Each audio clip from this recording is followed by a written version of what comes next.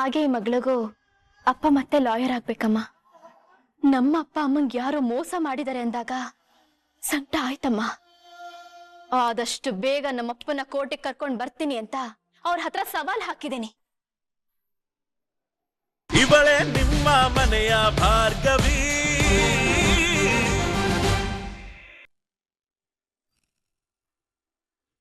ಅದೆಷ್ಟೇ ದೊಡ್ಡ ಕಂಪ್ನಿ ಆಗಿರ್ಲಿ, ಆ ಹುಡುಗಿದಳಲ್ಲ ಶಾಂತಲಕ್ಷ್ಮಿ, ಆಕೆಗೆ ಮೋಸ ಮಾಡಕ್ಕಾಗೋದಿಲ್ಲ.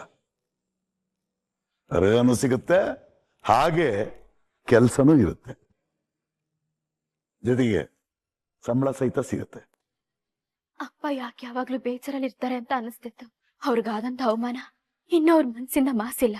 ಅವ್ರು ಮತ್ತೆ ಕಪ್ಪು ಕೋಟ್ ಹಾಕಿ ವಾದ ಮಾಡೋದನ್ನ ನಾನು ನೋಡ್ಬೇಕು. ನನ್ನ ಆಸೆ ಕನಸಾಗಿ ಉಳ್ದ್ಬಿಡ್ತಾ?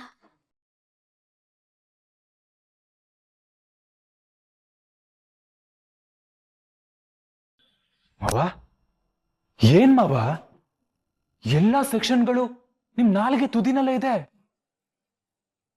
ನೋಡಿದ್ರ, ನೀವು ಕೋರ್ಟಿಂದ ದೂರ ಇರ್ಬೋದು, ಆದ್ರೆ ನೀವು ಕಲ್ತಿರೋ ವಿದ್ಯೆ ಯಾವತ್ತೂ ದೂರ ಆಗಲ್ಲ. ಮಾವ, ನೀವ್ಯಾಕೆ ಮತ್ತೆ ಕಪ್ ಕೋಟ್ ಹಾಕ್ಬಾರ್ದು? ಮತ್ತೆ ಕೋರ್ಟಿಗೆ ಬರ್ಬೋದಲ್ಲ ಮಾವ?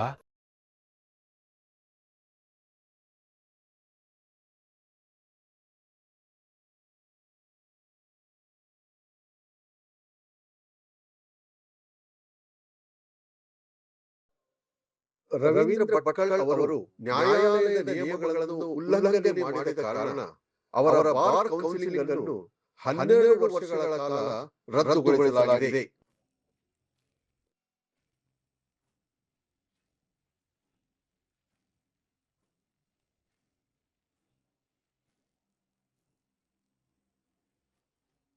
ಮಾವ, ನಿಮ್ ಬಾರ್ ಕೌನ್ಸಿಲ್ ಲೈಸೆನ್ಸ್ ರದ್ದಾಗಿ ಎಷ್ಟು ವರ್ಷ ಆಯ್ತು?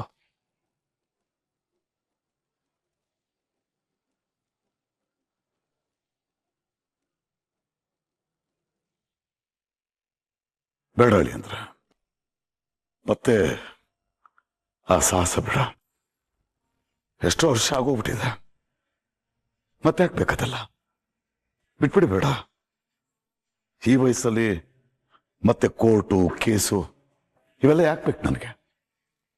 ಈಗ ಬಿಡಿ, ನಿಮಗೆ ಪುಟ್ಟಿಗೆ ಅಸಿಸ್ಟೆಂಟ್ ಆಗಿದ್ದೀನಲ್ಲ, ನಾನು ಹೀಗಿದ್ದೀನಲ್ಲ, ಇದೇ ನನ್ನ ನೆಮ್ಮದಿ.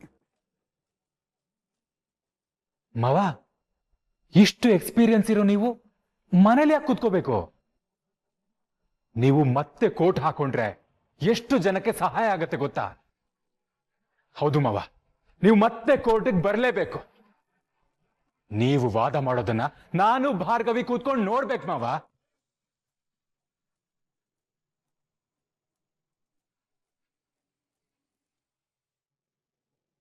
ಮಕ್ಕಳು ಮನೇಲಿದ್ರೆ ಆ ಖುಷಿನೇ ಬೇರೆ ನೋಡು. ನಿಮ್ಮ ಅಪ್ಪನ್ ನೋಡ್ತಾ ಇದ್ರೆ ಎಷ್ಟು ಖುಷಿ ಆಗತ್ತೆ ಗೊತ್ತಾ? ನೀವಿಬ್ರು ಮನೆಗೆ ಬಂದಿರೋದು ಅವ್ರಿಗೆ 100 ಆನೆ ಬಲ ಬಂದಾಗಿದೆ. ನಾನ್ ಖುಷಿಯಾಗಿದ್ದೇನಲ್ಲ, ಅದಕ್ಕೆ ಅವರು ಖುಷಿಯಾಗಿದ್ದಾರೆ. ನನ್ ಖುಷಿನೇ ಅಪ್ಪನ ಖುಷಿ. ನಿನ್ಗಷ್ಟು ಗೊತ್ತಿಲ್ವಾ ಅಮ್ಮ?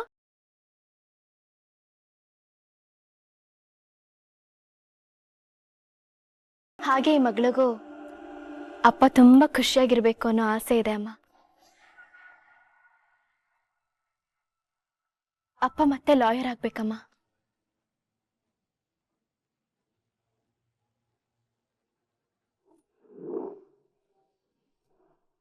ಲಂಚ್ ದಾಸೆಗೋಸ್ಕರ ಸಾಕ್ಷಿಗಳನ್ನ ದುಡ್ಡಿಗೆ ಮಾರ್ಕೊಂಡು ಕೋರ್ಟ್ ಇಂದ ಬಹಿಷ್ಕಾರ ಹಾಕ್ಸ್ಕೊಂಡಿದ್ದಾನೆ. ಬಾರ್ ಕೌನ್ಸಿಲ್ ಇಂದ ಇವನ್ ಲೈಸೆನ್ಸ್ ನ ಕ್ಯಾನ್ಸಲ್ ಮಾಡಿದಾರೆ. ಅದಕ್ಕೆ ಮನೇಲಿ ಕೂತಿರೋದು ನಾಯಿ.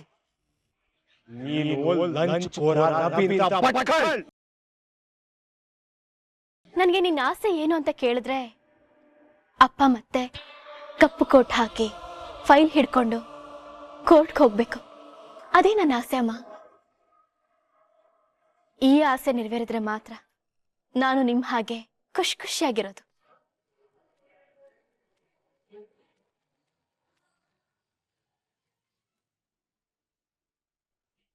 ಭಾರ್ಗವಿ, ನಿಮ್ಮಪ್ಪ ಲಾಯರ್ ಕೆಲಸ ಬಿಟ್ಬಿಟ್ರು ಅನ್ನೋದಷ್ಟೇ ನೀನು ಯೋಚನೆ ಮಾಡ್ತಾ ಇದೀಯಾ? ಒಂದೇ ಒಂದು ಕೇಸಿಂದ ಅವ್ರು ಇಷ್ಟೂ ವರ್ಷ ಕೆಲಸ ಮಾಡಿಲ್ಲ ಅಂದ್ರೆ ಅದರಿಂದ ಅವ್ರಿಗಾಗಿರೋ ಅವಮಾನ, ಭಯ, ನೋವು ಎಷ್ಟಿರ್ಬೋದು ಅಂತ ನೀನ್ ಯೋಚನೆ ಮಾಡಿದ್ಯಾ? ಗೊತ್ತಮ್ಮ, ನನ್ಗೆಲ್ಲ ಗೊತ್ತು. ಇಲ್ಲ, ನಿನಗೇನು ಗೊತ್ತಿಲ್ಲ ಭಾರ್ಗವಿ. ಪೂರ್ತಿಯಾಗಿ ಅವರ ನೋವನ್ನ ಆಚೆ ಹಾಕೇ ಇಲ್ಲ ಕಣೆ.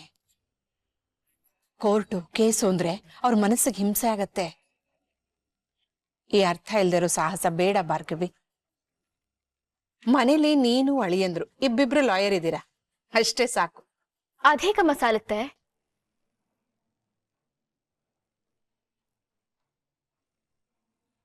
ಇವತ್ತೆಲ್ರೂ ನನ್ನನ್ನೇನೋ ತುಂಬಾ ಹೊಗಳ್ತಾ ಇರ್ಬೋದು, ದೊಡ್ಡ ಸಾಧನೆ ಮಾಡಿದೀನಿ ಅಂತಾನೂ ಅಂತಿರ್ಬೋದು.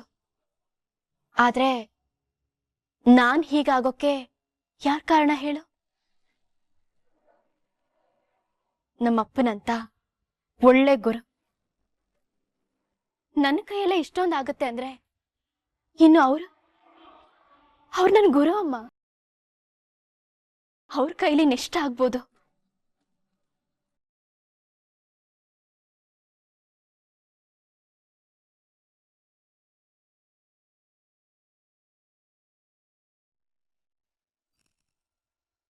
ಮಾವ ಮತ್ತೆ ಕೋರ್ಟ್ಗೆ ಹೋದ್ರೆ ತೊಂದರೆ ಜಾಸ್ತಿ ಆಗತ್ತೆ ಅಂತ ಯೋಚನೆ ಮಾಡ್ತಿದ್ದೀರಾ?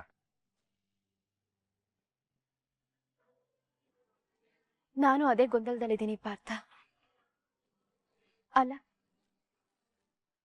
ಸೊಸೆಯಾಗಿ ಜವಾಬ್ದಾರಿ ನಿಭಾಯಿಸ್ಬೇಕು ಅಂದ್ರೆ ಮಗಳಾಗಿ ಕರ್ತವ್ಯನ ಮರಿಬೇಕು. ನನಗೆ ಈ ಜೀವನ ಕೊಟ್ಟಿರೋದು ಅವರು. ಅವ್ರ ಜೀವನ ಚೆನ್ನಾಗಿರ್ಬೇಕು ಅಂತ ಅನ್ಕೊಳ್ಳೋದು ತಪ್ಪಾ? ಖಂಡಿತ ತಪ್ಪಿಲ್ಲ. ಹಾಗ್ ನೋಡಕ್ ಹೋದ್ರೆ ನಾನು ನನ್ನ ಡ್ಯಾಡ್ ವಿರುದ್ಧ ಹೋಗ್ತಿದ್ದೀನಿ ಅಂತ ನೋಡೋರ್ಗನ್ಸತ್ತಲ್ಲ. ಆದ್ರೆ ನಮ್ ಗುರಿ ಏನು ಅಂತ ನಮಗ್ ಗೊತ್ತಲ್ಲ. ಅಂದ್ರೆ ಮಾವನ್ ವಿರುದ್ಧ ಅಪ್ಪ ಕೋರ್ಟ್ಗೆ ಹೋಗೋದು ನಿಮಗ್ ಬೇಜಾರಿಲ್ವಾ? ನನ್ ಮೇಲ್ ಮುನ್ಸಿಲ್ವಾ? ಈ ಮೊದ್ಲಾದ್ರೆ ಡ್ಯಾಡ್ ತಪ್ಪೇ ಮಾಡಲ್ಲ ಅಂತ ವಾದ ಮಾಡ್ತಾ ಇದ್ದ.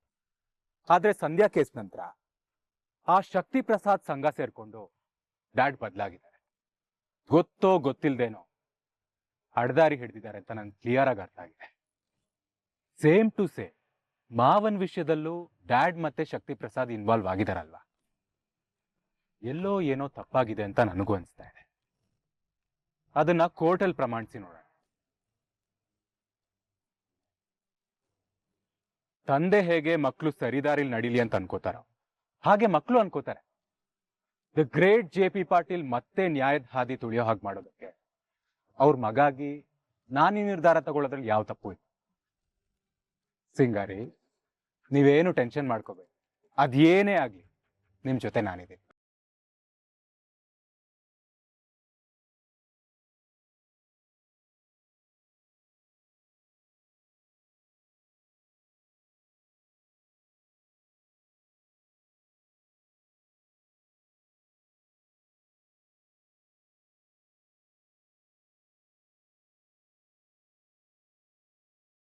ಹಾಗೆ ಈ ಮಗಳಿಗೂ ಅಪ್ಪ ಮತ್ತೆ ಲಾಯರ್ ಆಗ್ಬೇಕಮ್ಮ. ನಮ್ಮ ಅಪ್ಪ ಅಮ್ಮಂಗ್ ಯಾರೋ ಮೋಸ ಮಾಡಿದ್ದಾರೆ ಅಂದಾಗ ಸಂಕಟ ಆಯ್ತಮ್ಮ. ಆದಷ್ಟು ಬೇಗ ನಮ್ಮಪ್ಪನ ಕೋರ್ಟಿಗೆ ಕರ್ಕೊಂಡ್ ಬರ್ತೀನಿ ಅಂತ ಅವ್ರ ಹತ್ರ ಸವಾಲ್ ಹಾಕಿದ್ದೀನಿ.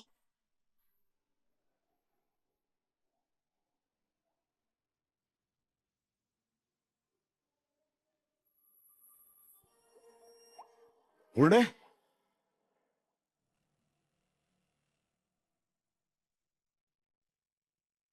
ಏನ್ ಮಾಡ್ತಿದ್ದೆ ಪೂರ್ಣೆ?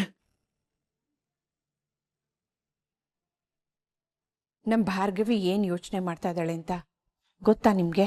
ಗೊತ್ತು. ಗಂಡ ಹೆಂಡತಿ ಇಬ್ರು ಒಂದೇ ಯೋಚನೆಯಲ್ಲಿದ್ದಾರೆ.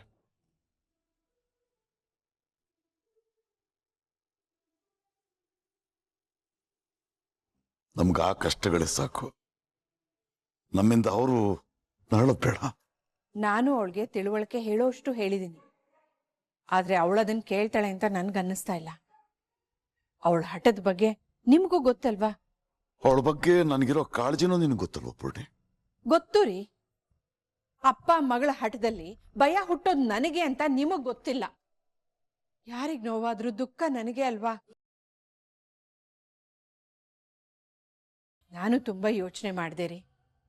ನೀವ್ಯಾಕೆ ಭಾರ್ಗವಿ ಮಾತನ್ನ ಒಪ್ಕೊಂಡು ಮತ್ತೆ ಕೋರ್ಟ್ಗೆ ಹೋಗ್ಬಾರ್ದು? ನಿಮ್ಮ ಮಗಳು, ನಿಮ್ಮ ಅಳಿಯ ನಿಮ್ ಪರವಾಗಿದ್ದಾರೆ ರೀ. ನೀವು ಯಾರಿಗೂ ಹೆದರ್ಬೇಕಾದ ಅವಶ್ಯಕತೆ ಇಲ್ಲ. ಆಗಿರೋ ಒಂದೇ ಒಂದು ಅವಾಂತರದಿಂದ ಇಷ್ಟು ವರ್ಷ ನಾವೆಷ್ಟು ಕಷ್ಟಪಟ್ಟಿದ್ವಿ ಅಂತ ನಿನ್ಗೂ ಗೊತ್ತಲ್ಲ. ರಾತ್ರಿ ಕಂಡು ಬಾವಿನಲ್ಲಿ ಹಗಲು ಬಿದ್ದು ಈಗಿನ ನೆಮ್ಮದಿನೂ ಕಳ್ಕೋಬೇಕು ಅಂತ ಹೇಳ್ತಾ ಇದೀಯ. ಬೇಡ ಪೂರ್ಣೆ, ಇದೆಲ್ಲ ಮುಗ್ದೋಗಿರೋ ಕತೆ. ಅವ್ರ ಮಾತುಗಳನ್ನ ಮಕ್ಕಳಾಟ ಅಂತ ತಿಳ್ಕೊಂಡು ಮರ್ತು ಬಿಡೋಣ. ನೀವ್ ಹೇಗ್ ಮಕ್ಕಳ ಬಗ್ಗೆ ಯೋಚನೆ ಮಾಡ್ತಾ ಇದ್ದೀರೋ, ಮಕ್ಕಳು ಹಾಗೆ ನಿಮ್ ಬಗ್ಗೆ ಯೋಚನೆ ಮಾಡ್ತಾ ಇದ್ದಾರೆ. ನೀವ್ ಕಳ್ಕೊಂಡಿರೋದನ್ನ ನಿಮಗ್ ವಾಪಸ್ ಕೊಡಿಸ್ಬೇಕು ಅನ್ನೋ ತವಕದಲ್ಲಿದ್ದಾರೆ. ಬಹುಶಃ ಅದನ್ನ ನೀವ್ ಅರ್ಥ ಮಾಡ್ಕೋಬೇಕು ಅನ್ಸತ್ತೆ. ಮಕ್ಕಳು 1000 ಕೇಳ್ತಾರಮ್ಮ. ಅದು ಯಾವ ಸರಿ, ಅದ್ರಲ್ಲಿ ಯಾವ ತಪ್ಪು ಅಂತ ನಾವು ಅಪ್ಪ ಅಮ್ಮದಿರು ನಾವು ನಿರ್ಧಾರ ಮಾಡ್ಬೇಕು. ಇದನ್ನ ನಂಬ್ಕೊಂಡು ನನ್ನ ಕಲ್ಪನಾ ಸ್ಥಿತಿ ಏನಾಯ್ತು ಅಂತ ನಿನ್ಗೆ ಗೊತ್ತಿಲ್ವ ಪೂರ್ಣಿ? ಸರಿ, ನಿಮ್ಮ ಭಾಷೆಲೆ ಹೇಳ್ತೀನಿ. ನೀವು ಕಲ್ಪನೆಗೆ ನ್ಯಾಯ ಕೊಡಿಸ್ಬೇಕು ಅಂತ ಅನ್ಕೊಂಡ್ರಿ. ಅವಳು ನಿಮ್ ಸ್ವಂತ ತಂಗಿನಾ? ಅಲ್ಲ ಅಲ್ವಾ? ಆದ್ರೂ ಒಡ ಹುಟ್ಟದೊಳಗಿಂತ ಚೆನ್ನಾಗಿ ನೋಡ್ಕೊಂಡಿದ್ದೀರಾ, ಅವಳಿಗೆ ಆಶ್ರಯ ಕೊಟ್ಟಿದ್ದೀರಾ. ನಿಜಕ್ಕೂ ಇದು ನಿಮ್ಮ ದೊಡ್ಡ ಗುಣ. ನೀವು ಆಗಿರೋ ನೋವಿನ ಬಗ್ಗೆ ಮಾತ್ರ ಯೋಚನೆ ಮಾಡ್ತಾ ಇದ್ದೀರಾ, ಆದ್ರೆ ಮಕ್ಕಳು ನಿಮಗ್ ಸಿಗ್ಬೇಕಾಗಿರೋ ಗೌರವದ ಬಗ್ಗೆ ಯೋಚನೆ ಮಾಡ್ತಾ ಇದ್ದಾರೆ. ನೀವು ಎಲ್ ತಲೆ ತಗ್ಸಿದ್ರು ಅಲ್ಲೇ ತಲೆ ಎತ್ತಿ ಓಡಾಡ್ಬೇಕು ಅಂತ ಆಸೆ ಪಡ್ತಾ ಇದ್ದಾರೆ. ನನಗ ತಪ್ಪ ಕಾಣಿಸ್ತಾ ಇಲ್ಲ. ಪೂರ್ಣಿ ನೋಡು, ನಾನೀಗ್ಲೂ ತಲೆ ಎತ್ತಿನೇ ಓಡಾಡ್ತಾ ಇದ್ದೀನಿ. ನನ್ನ ಕೈಲಿ ಆಗ್ದಲೇ ಇರೋದನ್ನ ನನ್ನ ಮಗಳು ಸಾಧಿಸಿ ತೋರಿಸಿದಾಳೆ. ಇನ್ನು ಏನ್ ಬೇಕು ಪೂರ್ಣಿ?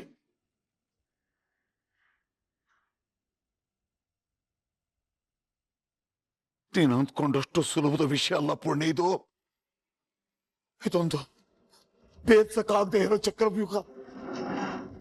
ನಿನಗೆ ಬರೀ ಶಕ್ತಿ ಪ್ರಸಾದ್ ಮತ್ತು ಜೆಪಿ ಬಗ್ಗೆ ಮಾತ್ರ ಗೊತ್ತು. ಅವರಿಬ್ಬರನ್ನು ಆಡಿಸ್ತಿರೋ ಕೈ ಬಗ್ಗೆ ನಿನಗಿನ್ನೂ ಗೊತ್ತಿಲ್ಲ.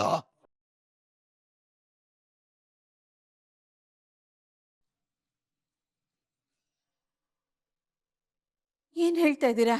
ಅದೊಂದು ದೊಡ್ಡ ಜಾಲ, ದೊಡ್ಡ ಗುಂಪು, ಹೊಡೆದಷ್ಟು ರಾಕ್ಷಸರು ಹೇಳ್ತಾನೆ ಇರ್ತಾರೆ. ಅವರೆಲ್ಲರಿಂದಲೂ ಬಚಾವಾಗಿ ಇವತ್ತು ಜೀವಂತವಾಗಿ ಕೂಡ ಇದ್ದೀನಿ. ಆದ್ರೆ ಇವರಿಬ್ಬರನ್ನು ಮೇಲ್ಬಿಟ್ಟು ಆ ಕೈ ಆಟಕ್ಕೇನಾದ್ರೂ ನಾವು ಸೇರ್ಕೊಂಡ್ಬಿಟ್ರೆ ಪ್ರತಿ ಕ್ಷಣ ನಮ್ಮ ಜೀವನವನ್ನ ನರಕ ಮಾಡಿಬಿಡ್ತಾರೆ. ನಾವುಗಳು ಬಿದ್ದು ಹೋಗಬಾರದು. ನಮ್ಮಿಂದ ನಮ್ಮ ಮಕ್ಕಳ ಜೀವನ ಅವ್ರ ಕೈಲಿ ಸಿಗಬಾರ್ದು. ಭಾರ್ಗವಿ ಏನೋ ಆವೇಶದಲ್ಲಿ ಆ ಜೆಪಿ ಮುಂದೆ ಸವಾಲಾಗಿ ಬಂದ್ಬಿಟ್ಲು.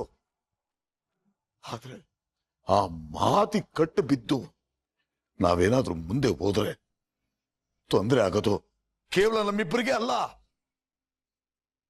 ನಮ್ಮ ಮಗಳು, ನಮ್ಮ ಅಳಿಯ, ಆ ಜೆಪಿ, ಶಕ್ತಿ ಎಲ್ರು ಕಾಲು ಕಸತ್ತರ ನಮ್ಮೆಲ್ರನ್ನು ಒಸ್ಕಿ ಬಿಸಾಕ್ಬಿಡ್ತಾರ ಅವರು. ನೋಡು, ನಾವು ಕನ್ಸ್ಕೊಂಡಂಗೆ ಈಗ ಭಾರ್ಗವಿ ಮದ್ವೆ ಆಗಿದ್ದಾಳಲ್ವಾ, ಅರ್ಜುನ್ ಅವಳ ಜೀವನದಲ್ಲಿ ಪ್ರೀತಿ ತುಂಬುತ್ತಾ ಇದ್ದಾನೆ. ಇಷ್ಟು ಸಾಕು ಪೂರ್ಣಿ. ನಾನ್ ಕೋರ್ಟ್ಗೆ ಹೋಗಿ ಮಾಡಬೇಕಾಗಿರೋ ಸಾಧನೆ ಏನೂ ಇಲ್ಲ.